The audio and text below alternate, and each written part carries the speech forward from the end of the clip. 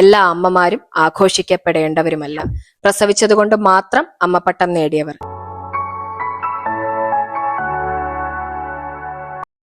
ഇന്ന് മാതൃദിനം. എല്ലാ അമ്മമാർക്കും ഒരുപാട് സ്നേഹം, മാതൃദിനാശംസകൾ.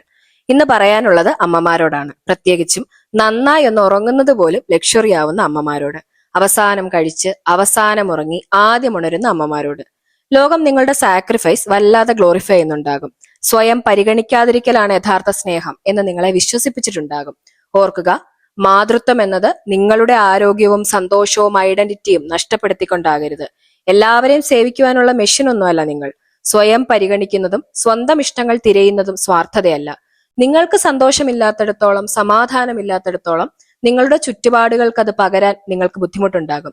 നിങ്ങളുടെ ശരീരത്തെയും മനസ്സിനെയും നന്നായി പരിഗണിക്കുക, പരിചരിക്കുക. ഓർക്കുക, നിങ്ങളുടെ കുഞ്ഞുങ്ങൾക്ക് വേണ്ടത് മെന്റലി, ഫിസിക്കലി, ഇമോഷണലി സ്റ്റേബിൾ ആയിട്ടുള്ള അമ്മയാണ്.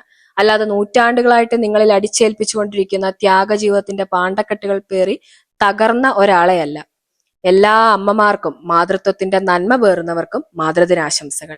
ഒരു കാര്യം കൂടി ഈ അവസരത്തിൽ പറയേണ്ടതുണ്ട്.